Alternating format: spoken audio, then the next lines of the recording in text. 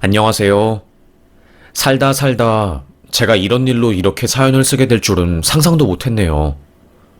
저는 다른 사람들과 다를 바 없는 너무나도 평범한 사람이었으니 말이죠. 저는 평범한 회사에 다니는 부모님 밑에서 자란 한 여자였어요. 남들처럼 그냥 사랑하는 사람 만나서 소소하게 사는 게 제 꿈이었죠. 그런데 참 제 분수에도 맞지 않는 남자를 만나서 제 인생이 완전히 꼬여버리게 되었습니다. 대학교 졸업을 막 하고 제가 언론사 인턴 PD로 입사를 했을 때였어요. 그때 선배님이 저를 보고 미림 씨는 얼굴도 이쁘고 나이도 어린데 왜 연애 안 해? 주변에 남자가 없나? 선배님, 남자가 있어야 연애를 하죠. 회사에서 사람 만나기에는 눈치 보이고, 그리고 이제는 대학도 졸업해서 사람 만날 기회도 없고, 사람 만난다고 해도 전부 다 연인으로 발전하기는 힘들더라고요. 연애 힘들어요. 미림씨, 그러면 내가 미림씨 짝 찾아줄게. 미림씨는 얼굴도 이쁘고 착하니까 좋은 사람 만날 수 있을 거야. 기다려봐. 내 주변에서 후배들이 여자 소개시켜달라고 난리거든. 그놈들 중에서 괜찮은 놈 찾아가지고 소개시켜줄게. 선배는 저를 위해서 남자를 알아보았어요. 저는 내심 기대를 하고 있었지만 그 말을 한 뒤에 선배님이 거의 한 달 정도 아무 이야기도 없길래 소개팅 안 시켜주시는구나. 그러면 그렇지. 내 짝은 내가 찾아야지. 하면서 그냥 잊어버리고 있었습니다. 인턴 계약 만료 6개월 전에 갑자기 선배님이 그러더라고요. 아, 맞다. 미림씨 내가 소개팅 시켜주기로 했지? 아이고, 깜빡할 뻔했네. 얼마 전에 진짜 괜찮은 후배놈이 여자 소개시켜달라고 하더라고. 집안이 어마어마하게 잘 살고 돈도 많아. 그리고 애도 괜찮아. 얼굴도 반반하니 성격도 좋고 키도 180 넘는다니까? 대박 아니니? 어때 미림씨? 저는 혹했지요. 키 180에 집안도 잘 살고 학교도 잘 나오고 제 눈에는 꽤나 괜찮은 사람 같았습니다. 설레서 심장이 쿵쿵대고 두근대더라고요. 오, 선배님. 그 정도 조건이면 저한테 엄청 과분한데요? 대박이다. 너무 좋아요. 완전 찬성이죠, 선배님. 오, 대박이야, 진짜. 꼭 해주세요, 저 소개팅. 그렇게 저는 소개팅을 받게 되었어요. 아무래도 평범하게 살아온 저와는 다르게 어릴 때부터 엄청 부잣집에다가 돈도 많이 벌었던 그 남자는 저와는 차원이 달랐습니다. 소개팅도 평범한 카페에서 하는 게 아니라 되게 분위기 있는 백화점에서 진행이 되었어요. 두근거리고 설레더라고요. 이게 정말로 소개팅이구나 싶었습니다. 저와는 다른 세계에서 온 것 같은 이질감. 그 이질감이 저를 설레게 했어요. 그렇게 두근거리는 마음을 부여잡고 저는 소개팅을 이어갔어요. 이런저런 이야기를 하고 취미 같은 이야기도 하고 서로의 가치관, 그리고 평소에 하고 싶었던 데이트, 요즘 일상 이야기들을 말했습니다. 그 남자의 취미는 승마, 골프, 이런 것들이었어요. 약간은 이질감이 들고 긴장이 되었지요. 그래, 이렇게 완벽한 남자가 나랑 잘 맞을 리가 없겠지. 1급수에 사는 물고기는 1급수 물고기랑 만나야 해. 나 같은 2급수 물고기는 그냥 내 급에 맞는 남자 만나서 살아야지. 쓸쓸했습니다. 이게 나의 처지고 내 인생이구나 싶었어요. 저는 그 남자가 좋았지만 그 남자의 생활이 저랑은 너무나도 이질적이라서 마음을 접고 집에 왔어요. 그렇게 우울한 상태로 침대에 누워있는데 갑자기 주선자에게서 전화가 온 겁니다. 미림, 내 후배가 너 엄청 마음에 든대. 얼굴도 이쁘고 착한 것 같아서 연락하고 싶은데 망설여진다고 하더라. 미림, 너는 그 후배 어때? 괜찮아? 마음에 들어? 저는 놀랐습니다. 그 남자가 나를 마음에 들어 한다니. 기분이 좋았지요. 그래서 망설이지도 않고 바로 당연하죠. 저한테 연락하셔도 된다고 말하세요. 오, 대박. 굉장히 들떴습니다. 두근거리고 설렜어요. 그렇게 연락을 이어가게 되었고, 그 남자와 저는 교제를 하게 되었습니다. 4개월 정도 사귀었을 때, 제가 언론사 PD 인턴 계약이 끝나게 되었어요.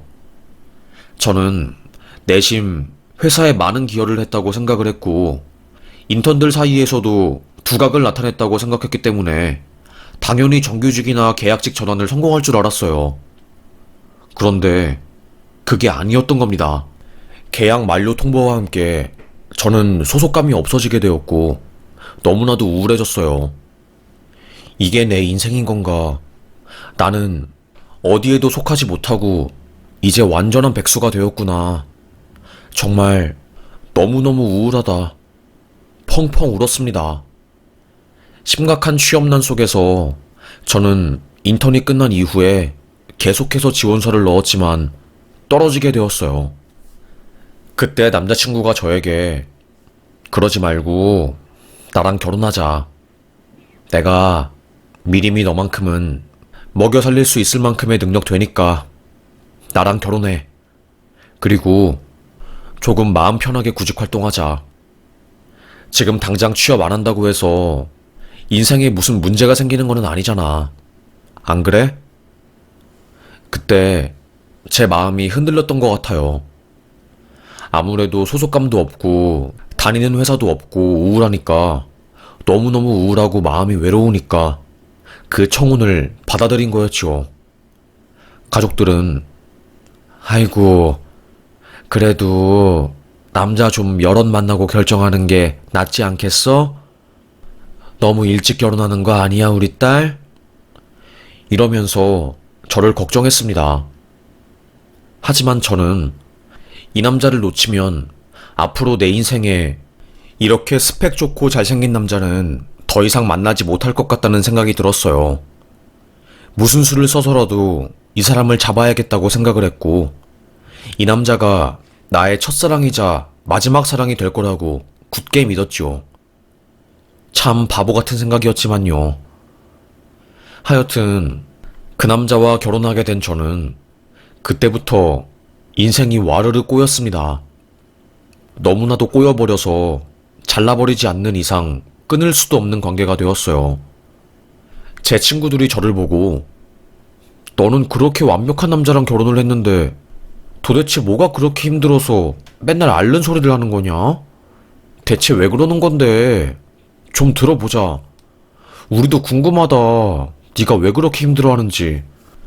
친구들도 저의 고민에 공감을 해주지 못했어요. 저는 신혼생활을 신혼집에서 시작한 게 아니라 시댁에서 시작했거든요. 시댁이 자기네랑 3년 정도 산 뒤에 신혼집을 마련해주겠다고 해서 어쩔 수 없었던 선택이었어요. 시댁은 60억을 호가하는 어마어마한 집에서 살고 계셨어요. 정말 으리으리했습니다. 단독주택에 방도 많았고 드라마에서 나오는 회장님들이 사는 그런 곳이었어요. 그래서 저는 처음에 시댁살이를 결정했을 때만 해도 당연히 방도 많고 집도 넓으니까 마주치지 않을 거라고 생각을 했거든요. 그런데 웬걸 시모의 그 오지랖이 어마어마했습니다. 우리 아들 아침밥은 제대로 차려준 거니? 애가 입이 까다로워서 갓 지은 솥밥 아니면 밥을 안 먹어. 그리고 반찬도 냉장고에 한번 들어간 거 말고 막 만든 반찬 이런 게 있어야지 밥을 먹거든. 좀 신경 좀 써주렴. 이런 말을 맨날 했어요. 저를 만날 때마다 시모가 하는 말은 아들 밥은 먹였고? 였습니다.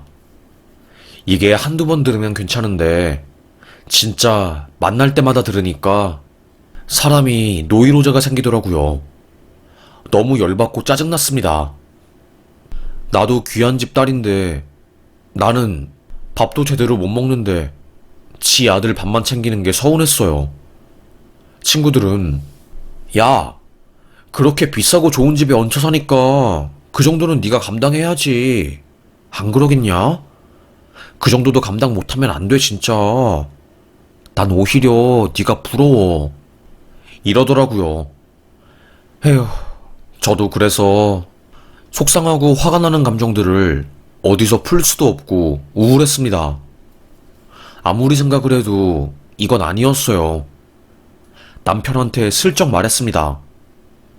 여보, 어머님한테 내가 밥 해주는지 안 해주는지 다 말해? 갑자기 그런 건 왜 물어봐? 사람 당황스럽게. 그냥 엄마가 물어보면 답해주는 정도로 이야기하는데 왜? 아니, 어머님이 맨날 나한테 당신 솥밥 해줬냐고 물으니까 엄마로서 당연히 물을 수 있는 질문이지. 그런 거 가지고 왜 표정이 뚱해서 그래?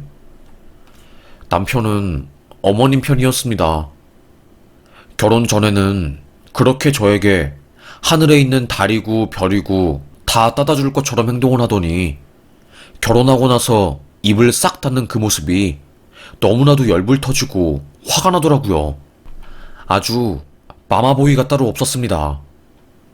왜 저랑 결혼을 하고 나서 효자가 된 것인지 알 수가 없었지요.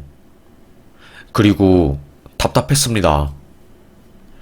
그렇게 으르렁대면서 점점 남편과의 사이는 안 좋아지고 저는 결혼한 것을 후회했어요. 차라리 결혼하지 말고 조금 더 버텨서 직장 가실 걸. 지금은 취업하기에도 애매한 나이가 되어버리고 진짜 큰일 났네. 너무 속상하다. 정말로 속상해서 죽겠다. 저는 제 탓만 하고 있었습니다. 남편과는 점점 사소한 것들로 싸움이 잦아졌고요. 아니, 여보는 청소를 이따구로밖에 못해? 여기 침대 위에 머리카락 하나 떨어져 있잖아. 그리고 창틀에 먼지 앉은 것 좀 봐. 나 이런 거 못 참는다고. 제발 쌓이기 전에 청소를 해. 남편은 거의 결벽증이었습니다. 너무나도 깔끔을 떨고 사소한 거 하나에 신경질을 내고 거의 미친놈 같았어요. 그렇게 지 주변에서 깔끔을 떠는 사람이 정작 자기 머리는 썩은 내가 날 때까지 감지도 않고 향수 뿌리고 이중인격 같았지요. 할 말이 없었습니다. 점점 남편이 싫었어요. 먹는 것만 봐도 속으로 에휴, 처먹는 것도 어쩜 저렇게 재수없게 먹냐.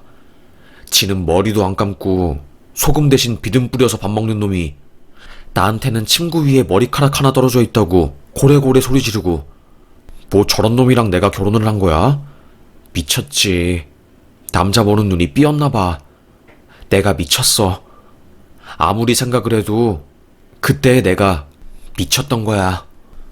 가슴속에 무슨 돌덩이가 박힌 것처럼 저는 하루하루 답답했어요. 뭐 친정에다가 말할 수도 없는 노릇이었습니다. 제가 큰 소리 떵떵 치면서 엄마, 걱정하지 마. 내가 엄마 아빠 반대에도 불구하고 보란듯이 잘 사는 모습 보여줄 거니까 더 이상의 걱정하지 말라고 소리쳤거든요. 엄마 아빠는 이제 그런 집안에, 엄격하고 자기 잘난 맛에 사는 집안에 제가 시집 가면 고생할 게 뻔히 보이니까 반대를 한 것이었는데 저는 부모님의 그 속도 모르고 바보처럼 결혼을 강행한 거였습니다. 그래서 부모님께는 어떻게든 행복하고 잘 사는 모습만을 보여야 했어요. 힘들고 마음이 착잡했죠. 내가 이럴 사람이 아닌데 내 인생은 왜 이렇게 힘든 거야. 나는 방송사에서 PD를 꿈꾸면서 하루하루 당당하게 살아가는 사람이었는데 결혼과 동시에 경력이 단절되고 나의 꿈도 펼쳐보지 못하고 남의 집에 식모로 시집간 제 처지가 처량했어요. 그나마 의지할 것은 신우였지요. 신우는 성격이 시원시원하고 아무리 자기 가족이라고 해도 무조건 가족 편을 들거나 그런 사람이 아니었어요. 원래는 남편보다 신우가 훨씬 더 머리도 똑똑하고 경영에 소질도 있고 성격도 대장부처럼 사람들을 잘 이끌었대요. 그런데 시댁 회사 직원들이 전부 신우가 경영이사가 되었으면 좋겠다고 생각을 했는데 질투에 욕심도 많은 제 남편이 절대로 그건 안 된다고, 어디서 여자가 경영이사를 맡냐고, 회사의 근간이 흔들린다고 하도 난리를 쳐서 제 남편이 능력도 없는데 시댁 회사에 경영대표이사로 들어간 거였어요. 신우는 에휴, 더럽다 더러워. 그래, 나는 애초에 경영에 생각도 없었고 뭐 낙하산으로 회사에 들어갈 마음도 없으니까 알아서 하세요. 이렇게 말하고 시댁 회사 경영에서 손을 뗀 거였어요. 그래서 신우는 시댁이랑 사이가 그렇게 좋은 편은 아니었고, 그나마 그래서 저의 입장을 잘 객관적으로 이해해 주시는 분이었지요. 항상 시모가 저에게 잔소리를 하면서 이런저런 무리한 것들을 요구할 때면 신우는 저에게 엄마, 그런 것 좀 며느리한테 요구하지 마. 아니, 아들놈이 다 커서 결혼까지 했으면 한 가정의 가장이니까 알아서 잘하게 해야지 뭐 하는 거야. 이해가 안 돼, 진짜 엄마는. 아니, 며느리한테 아들놈 발에 무좀 난 것까지 보고하고 아들 장염 걸렸다고 며느리한테 아들 하루에 화장실 몇 번 가고 변 상태는 어떤지 그런 거 물어보는 게 엄마는 정상이라고 생각해? 나는 아무리 생각해도 진짜 이건 아닌 것 같아. 엄마가 이런 식으로 나오면 온 세상 며느리 다 도망가. 어머님은 너는 애가 진짜? 에휴, 잘 알지도 못하면서 그렇게 말하는 거니? 이해가 안 된다 정말로. 신우에게 소리를 빽 질렀지만 신우의 특유의 기세고 당당한 태도를 어머님은 이길 수 없었어요. 외로운 시댁에서 그나마 제가 의지하고 믿을 수 있는 존재는 신우였지요. 그렇다고 해서 신우가 저에게 살갑게 대하는 것은 아니었지만요. 하여튼 그렇게 평범하게 살고 있던 저에게, 아니, 평범보다는 조금 힘든 삶을 감당하고 있었던 저에게 진짜로 역대급 일이 벌어지게 되었어요. 아직도 생각하면 진짜 입이 떡 벌어지고 말이 안 나올 정도네요. 그날도 시모가 저에게 뭐라고 한 날이었어요.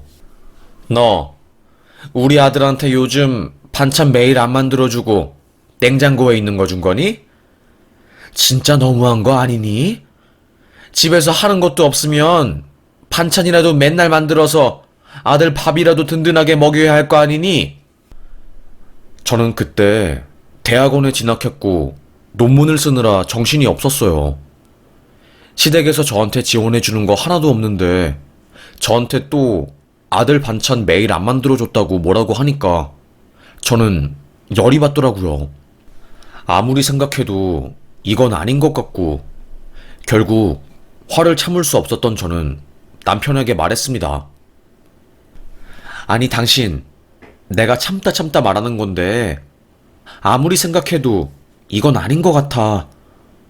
아니 내가 집에서 그냥 노는 사람도 아니고 파트타임 일도 하면서 대학원 다니는데 나보고 냉장고에 한 번 들어간 반찬은 못 먹겠다고 음식물 쓰레기통에 버리고, 그것도 내 앞에서 버리고, 또 어머님한테 그 사실 말하고, 이게 정상적인 남자의 사고라고 생각을 해? 뭐라고? 갑자기 왜 언성을 높이고 말하고 난리야. 웃기네 진짜. 아니 그럼 당신이 우리 집에서 하는 게 뭐가 있어? 이렇게 좋은 집에서 살면 밥이라도 제대로 차려야 할 거 아니야. 진짜 무슨 말도 안 되는 소리를 하고 있어. 당신은 밥 차리는 여자야. 그리고 가끔 내 욕구 풀어주는 대상일 뿐이라고. 나랑 결혼하니까 급이 올라간 거 같냐? 제발 착각하지 마. 알겠어? 남편의 그 한마디는 저의 가슴에 비수가 되었습니다. 그래, 나는 여자로서 남편의 아내가 아니라 그냥 고깃덩어리, 수단에 불과했구나. 너무 속상했어요. 그때 신우가 그 소리를 다 듣고 있었나 봐요. 작은 방에서 나온 신우가 남편에게 야, 이 미친놈아. 너 도대체 그게 무슨 소리냐? 그걸 말이라고 하는 거냐? 네가 배가 고프면 밥을 알아서 차려 먹어. 아내한테 차려달라고 하지 말고.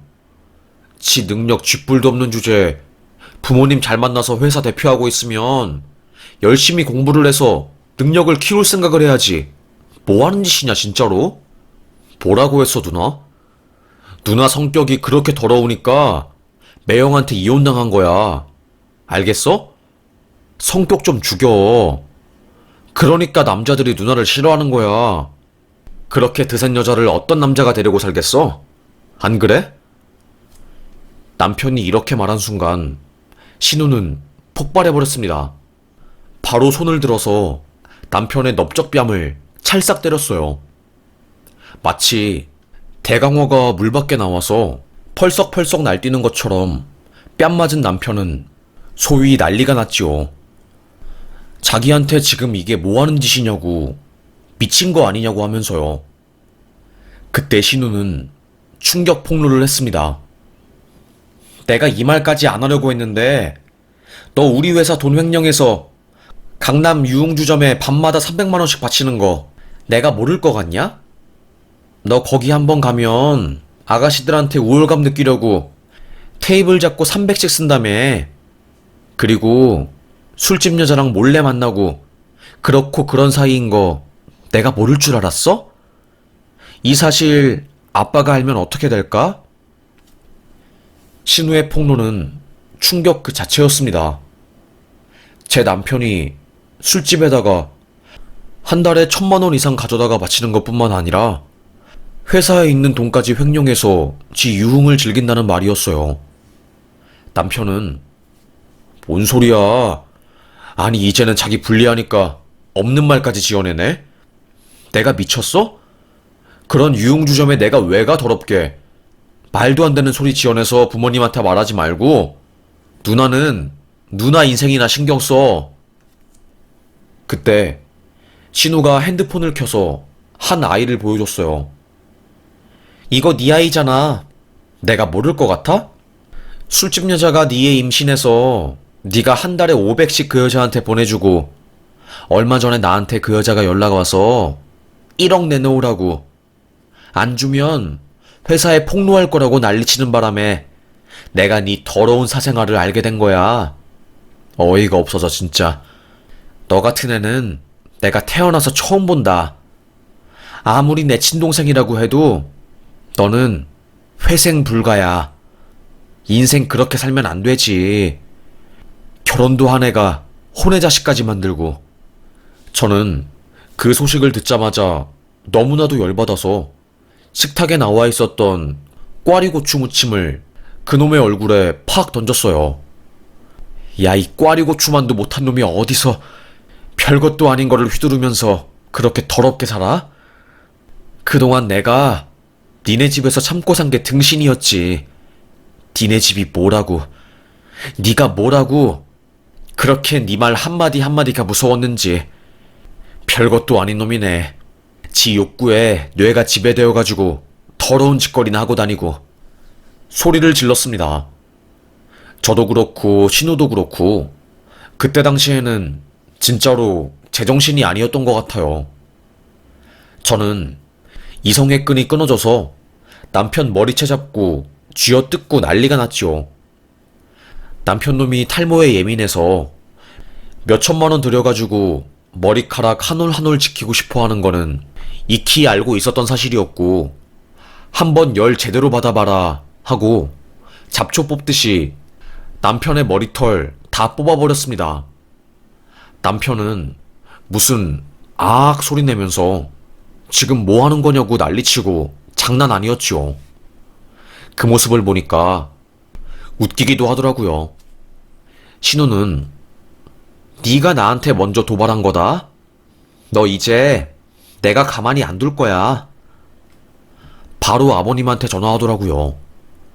그리고는 남편이 혼외자 있는 사실, 그리고 회사 돈을 횡령하고 그 밑에 있는 직원들을 괴롭혀서 3년 동안 9명의 직원이 퇴사를 한 사실, 갑질한 사실, 그 모든 것들을 폭로했습니다.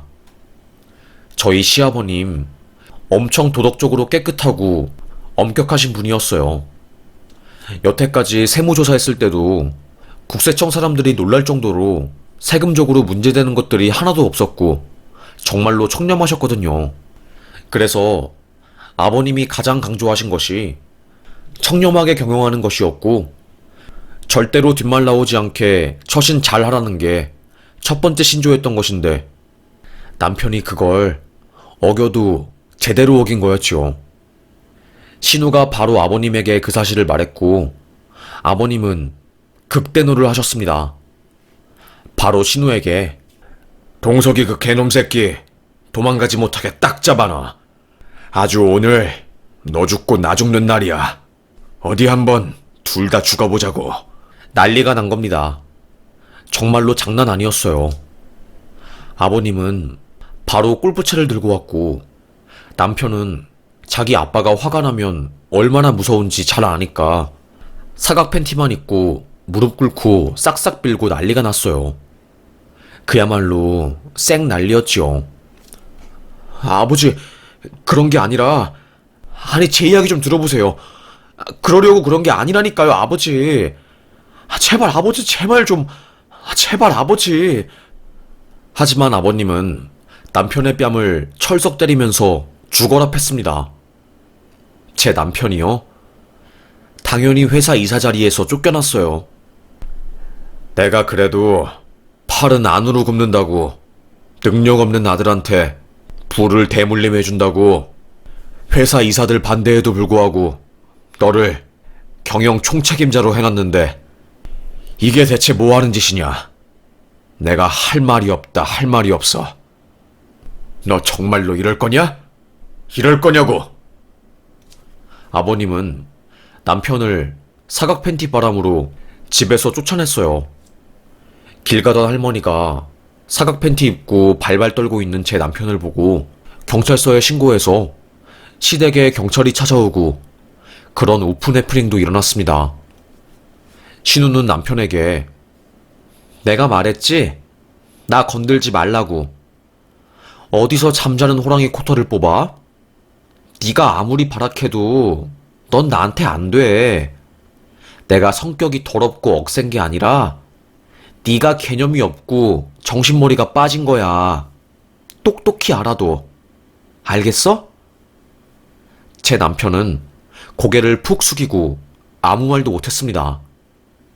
시몬은 너 지금 뭐 하는 거냐고 미친 거 아니냐고 하면서 발악을 했지만 아버님과 저 그리고 신우가 똘똘 뭉쳐서 한 목소리로 소리를 지르며 화를 내니까 시모도 깨갱하더라고요. 언제까지 아들을 감싸고 돌겠어요. 민폐덩어리인 아들놈이 집안을 개판으로 만들어뒀으니. 에휴, 진짜 하여튼 그렇게 남편놈은 회사에서 쫓겨나게 되었고 개망신을 받았어요.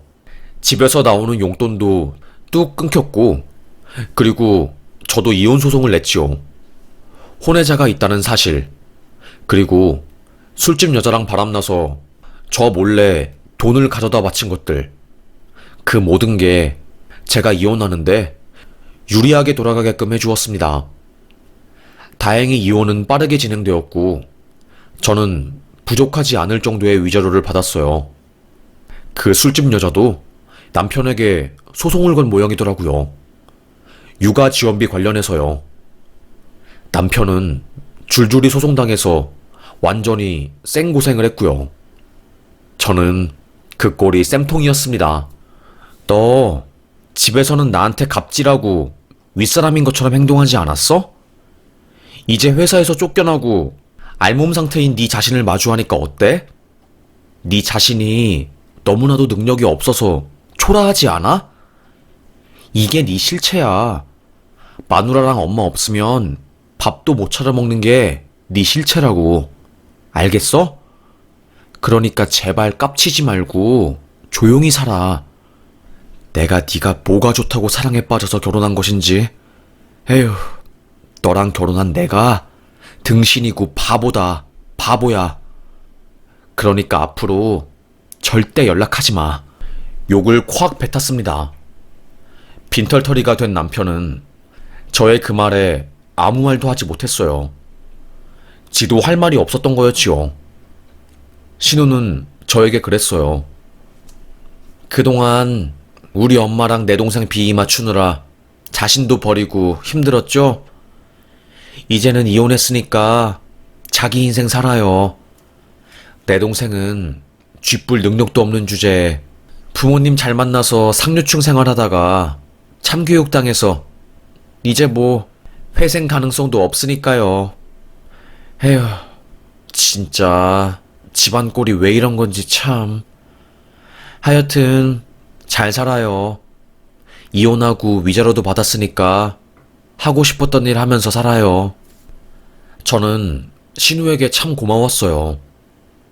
정말 충분히 자기 가족 편을 들 수 있는데 그러지 않고 객관적으로 상황을 파악하려고 노력을 했으니까요.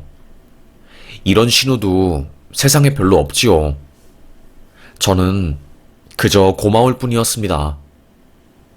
그렇게 저는 이혼 후 자유가 되었고 대학원 생활을 마무리하고 박사과정에 진학하게 되었어요. 이혼 후 자유가 생기니까 오히려 더 열심히 공부하고 무슨 고등학교 3학년처럼 되게 열심히 살았어요. 그렇게 열심히 살다 보니까 저에게도 기회가 왔고 그 기회를 꽉 잡고 저는 노력했습니다.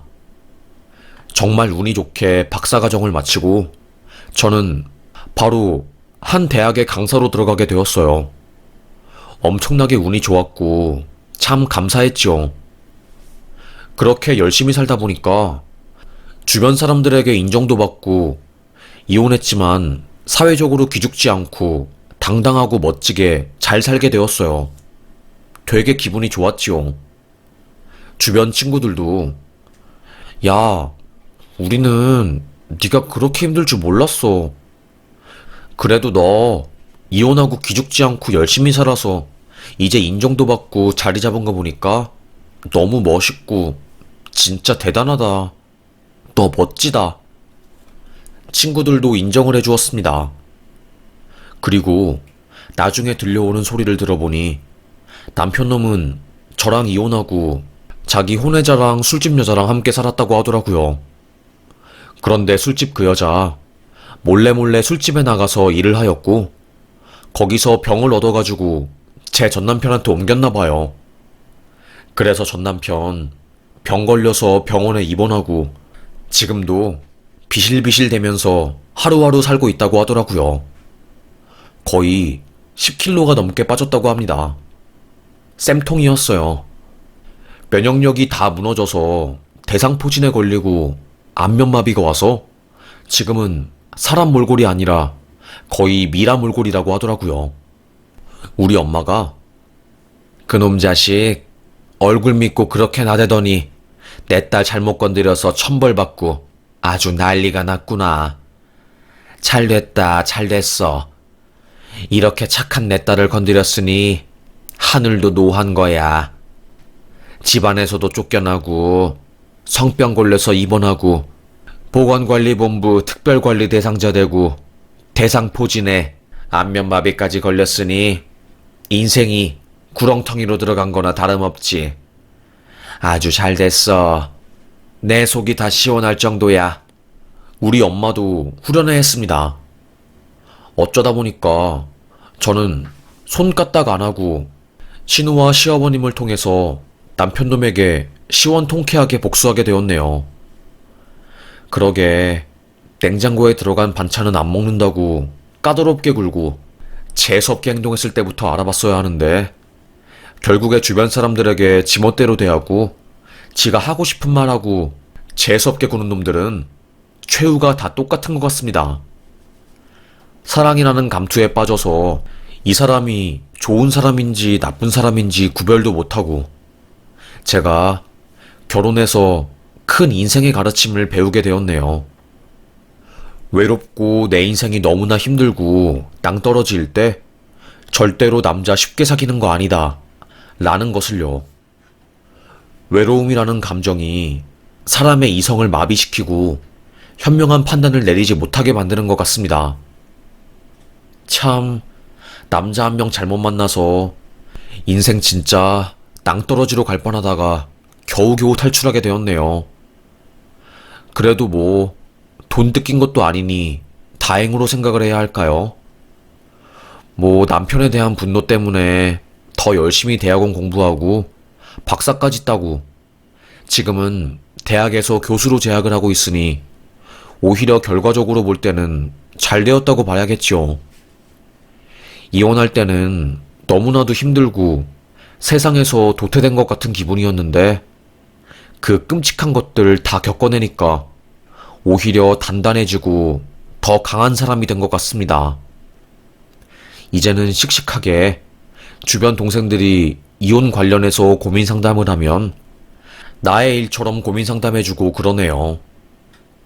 어떻게 보면 이혼으로 인해서 더 건강한, 단단한 어른이 된 것 같습니다. 옛말에 그런 말이 있잖아요. 비 온 뒤에 땅 굳는다고요. 저도 딱 그런 것 같습니다. 이혼과 남편과의 싸움 이후에 정신적으로 더 건강해진 것 같아요. 인연이 아닌 것은 꽉 붙잡는다고 해서 붙잡아지는 게 아닌 것 같네요. 하여튼 얼마 전에 일하면서 이 채널의 사연을 듣다가 제 이야기도 꼭 제보하고 싶어서 이렇게 제보하게 되었네요. 혹시나 저처럼 이혼을 고민하고 계신 분들이 있다면 자신의 인생을 위해서라도 자유를 찾기 위해서라도 이혼 강추드립니다. 그 과정은 힘들겠지만 그 과정이 끝나면 행복해질 수 있는 것 같아요. 그럼 저는 사연 여기서 마치겠습니다. 끝까지 들어주신 분들 너무너무 감사합니다. 우리 행복하게 살아요. 사는 이유가 뭐겠어요. 그냥 행복하려고 사는 거죠. 서로 아껴주면서 그렇게 사랑하면서 살면 되는 것 같습니다. 감사합니다.